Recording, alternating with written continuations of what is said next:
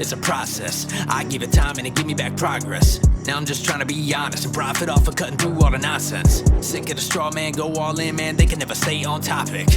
Being dumb don't leave you with many options. Come on, let's be honest, bro, I leave them in shock. They just mad, I'm the cream of the crop. What's up, everybody? I'm Skullz, and today we're gonna be checking out Cold and Ugly Live by Tool. We've reached the halfway point, and now we are headed into the later half of the OPIATE EP. I gotta say, guys, I remember Tool and Undertow being a little bit like narratively immature compared to where they are now in our journey. So I was a little bit iffy about going back, but what I'm realizing now, like revisiting this much more visceral and hard version of Tool, is that we really do jump back and forth in waves in our lives. It's not just a clear-cut evolution. Sometimes you'll feel more in line with Undertow, sometimes you'll feel more in line with 10,000 Days. It's not just a phase and then we're over. We're just constantly changing, and circumstances push us in different directions, and it's just really interesting because honestly I thought I was done with the Undertow phase, but coming back to this,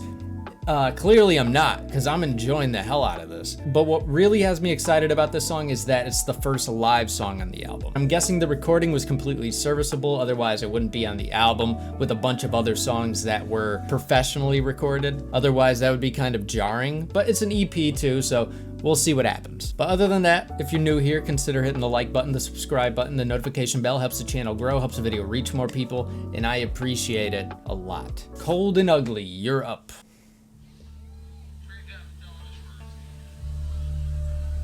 Bob Marley wannabe motherfucker out of here. Oh man. Some drama right off the riff.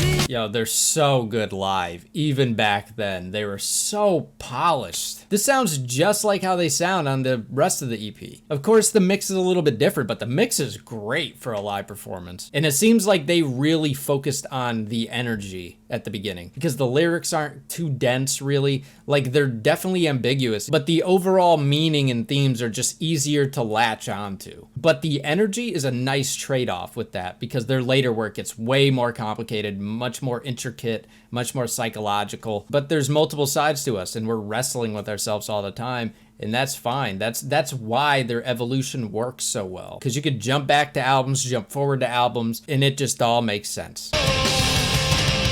Swimming up for the feeling, wide awake, keeping distance. Nothing seems to penetrate or cushion the skin of hell. I am frightened. Oh man. I am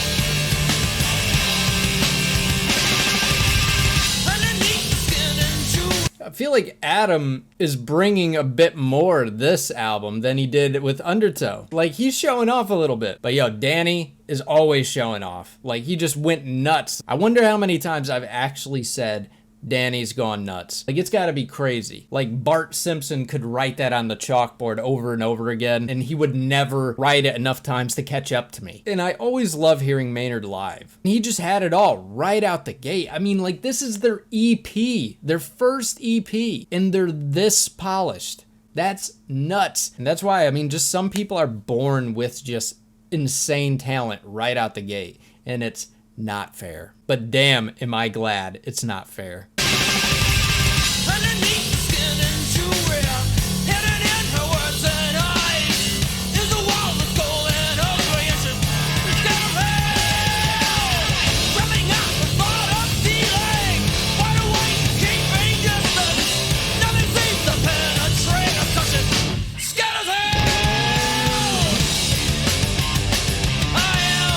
Oh.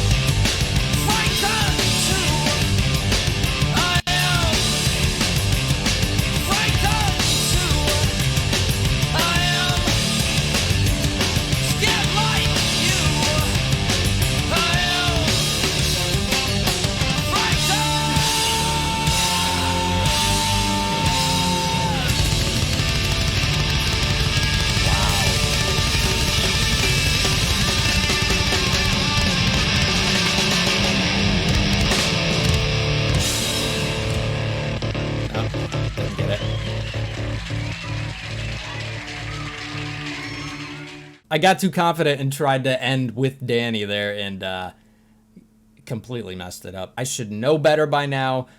You're not going to catch Tool's timing, but a part of me still wants to try. That crowd did not sound big enough. There should have been an eruption of people cheering after that. Every single one of them was impressive in that song. But all right, I'm gonna jump into the lyrics. Fade. Underneath the skin and jewelry, hidden in her words and eyes, is a wall that's cold and ugly, and she's scared as hell. So it sounds like he's describing a very superficial person, because when he says underneath the skin and jewelry, he's almost like saying the jewelry is an extension of herself. And he's saying that basically this wall she has up to stop you from getting to know her, it makes her cold and ugly, rather than if she embraced the things within herself perhaps, and made herself more available and vulnerable and not so superficial. But she's scared. She's probably scared of herself. Maybe she's insecure of herself or something along those lines. All right, but then the chorus. Trembling at the thought of feeling, wide awake and keeping distance. Nothing seems to penetrate her,